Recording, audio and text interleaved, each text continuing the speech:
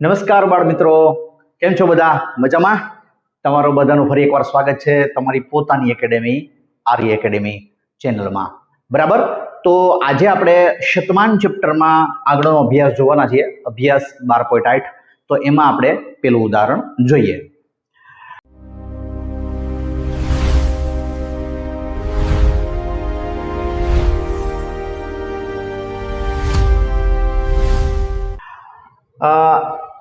ઉદાહરણ એક છે, એક લગ્નમાં, લગ્નની વાત સાંભળી એટલે આમાં ઘણા બધા વિદ્યાર્થીઓને કેટલું બધું ચાલુ થઈ ગયું છે.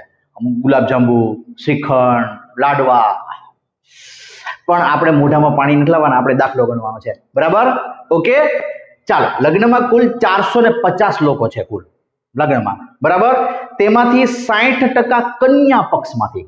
તમને કન્યા પક્ષ અને વર પક્ષ આવો શબ્દો સાંભળ્યા છે કે નથી સાંભળ્યા? નો સાંભળ્યા તમારા મમ્મી પપ્પાને પૂછી લેજો કે કન્યા પક્ષ કોને કહેવાય, વર પક્ષ કોને કહેવાય. સમજાય છે?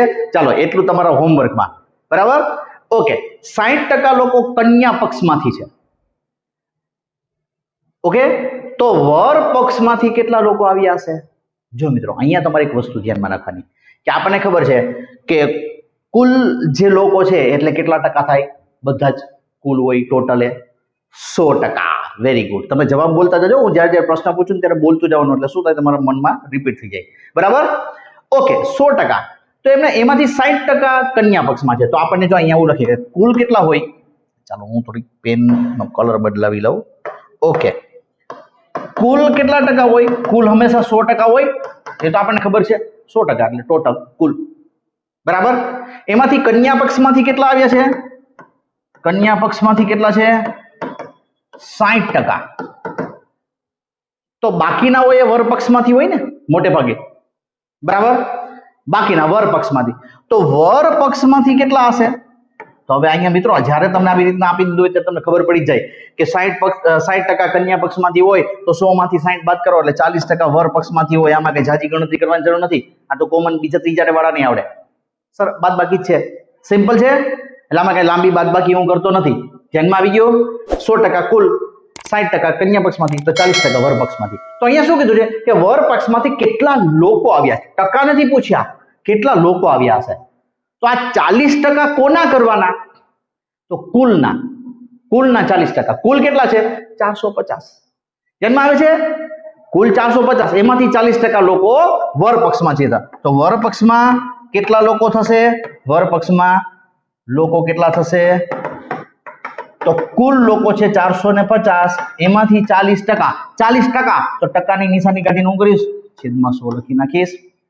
રેડી? ઓકે, એક મિનિટ. 45 ચોખ્ખું, 45 90 180 લોકો. તો 180 લોકો શેમાં હશે? વર પક્ષમાંથી હશે. તો આપણો સી જવાબ સાચો છે. બરાબર છે. હવે જો ઘણા શું 60% કરી નાખે તો 60% 270 જવાબ આવે. તો 60% તો કન્યા પક્ષમાંથી છે. ધ્યાનમાં રાખવાનું, મિસ્ટેક નહીં કરવાની. ક્લિયર? ઓકે, ચાલો તો આગળનું ઉદાહરણ જોઈ લઈએ. સિમ્પલ. અભ્યાસ 12.8 માં બીજું ઉદાહરણ. એક શાળામાં 500 વિદ્યાર્થીઓ છે. 500 વિદ્યાર્થીઓ. બરાબર, ઓકે. તેમાંથી 125 વિદ્યાર્થીઓ બીજા ધોરણમાં ભણે છે. કુલ કેટલા વિદ્યાર્થીઓ છે? 500 એટલે કેટલા ટકા થશે? 100%. બરાબર, એમાંથી 125 વિદ્યાર્થીઓ બીજા ધોરણમાં ભણે છે. ચાલો, તો પહેલા આપણે કુલ વિદ્યાર્થી લખી લઈએ. કુલ કેટલા વિદ્યાર્થીઓ છે મિત્રો? કુલ વિદ્યાર્થીઓની સંખ્યા, તો કુલ વિદ્યાર્થીઓ આપણા છે 500. બરાબર, એમાંથી ધોરણ 2 માં કેટલા ભણે છે? ધોરણ 2 માં કેટલા અભ્યાસ કરે છે? 125.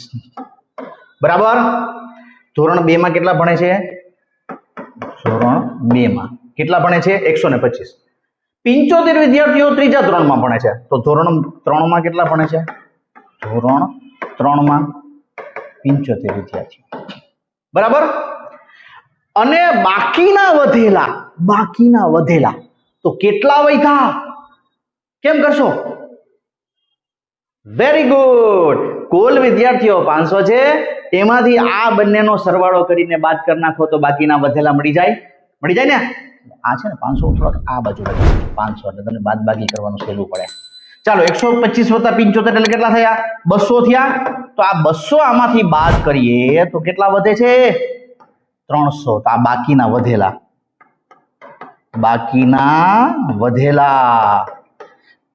સમજાઈ ગયું? ક્લિયર? જો આવે સરવાળા બાદ બાકી કોઈને ન આવડતી હોય ને, જે વિદ્યાર્થીઓને તો પેલા બીજાની ઓલી દેશી હિસાબ બુક આવે જ ને, એ લઈને તમારે સરવાળા બાદ બાકી શીખી લેવાના હો. આ કોમન સેન્સ નો સવાલ છે, બરાબર છે?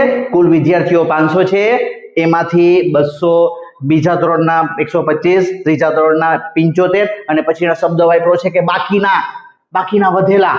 તો 500 માંથી 200 વયા ગયા તો બાકીના વધેલા 300 થઈ ગયા. ધ્યાનમાં આવે છે?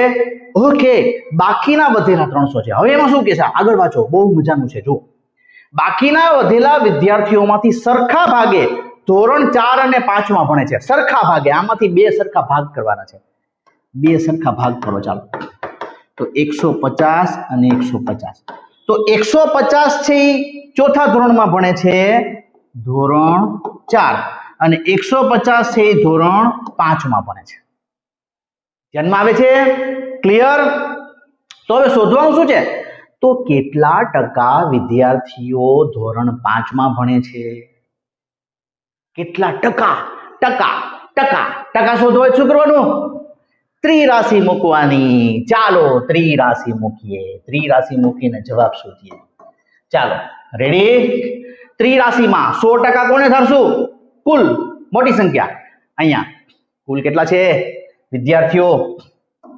તો કુલ વિદ્યાર્થીઓ છે અને અહીંયા ટકા, બરાબર? કુલ વિદ્યાર્થીઓ છે 500 વિદ્યાર્થીએ 100%. તો ધોરણ 5 ના વિદ્યાર્થીઓની ટકાવારી શોધવાની છે. તો ધોરણ 5 ના કેટલા વિદ્યાર્થીઓ છે? 150. તો 150 એ કેટલા ટકા થશે? આ સરસ મજાની ગણતરી કરી અને પછી આપણે અહીંયા આપણો જવાબ મળી જશે. સમજાઈ ગયું? ચાલો, તો 150 ગુણ્યા 100 ના છેદમાં 500. 1 2 5 તેરી 15. તો કેટલા ટકા થશે? 30% વિદ્યાર્થીઓ આપણા ધોરણ 5 માં ભણતા હશે. તો હાલો મિત્રો, તમારે કહેવાનું કે ધોરણ 4 માં કેટલા ભણતા હશે? મજાક કરીએ થોડી. ધ્યાનમાં આવે છે? તો તમને ઈઝી જવાબ પણ તમને ખબર પડી જશે. ઓકે, ધોરણ 4 માં કેટલા વિદ્યાર્થીઓ ભણે છે? સિમ્પલ છે, કોમન સેન્સ નો સવાલ છે. કોમેન્ટમાં લખીને મોકલજો ધોરણ 4 માં કેટલા ટકા વિદ્યાર્થીઓ ભણે છે. બરાબર? ઓકે, અને એમાં પણ તમને કઈ જો બીજો વિચાર આવે તો એ પણ તમે કોમેન્ટમાં ખાસ મને લખીને મોકલજો. ઓકે, ચાલો, તો આજે આ અભ્યાસ 12.8 તમારા ધ્યાનમાં આવી ગયો હશે. બરાબર? તમને વ્યવસ્થિત સમજાઈ ગયો હશે. બરાબર? ઓકે, તો આ તમે વ્યવસ્થિત રીતના તૈયારી કરી લો. એવું લાગે તો પાછો રિવિઝન કરીને પણ આ પાછો વિડીયો તમારે જોવો હોય તો પોઝ કરીને પણ તમે જોઈ શકશો. બરાબર? ચાલો, તો આજના દિવસ માટે આટલું રાખીએ. અમારી ચેનલને તમારે સબસ્ક્રાઇબ કરવાની છે, કોમેન્ટ પણ તમારે કરવાની છે. બરાબર? વધુમાં વધુ વિદ્યાર્થીઓને શેર કરો, જેથી વધુમાં વધુ વિદ્યાર્થીઓ આપણા ગણિતના આ જેટલા પણ ઉદાહરણો છે એ બધાનો મેક્સિમમ લાભ લઈ શકે. ચાલો, થેન્ક યુ વેરી મચ.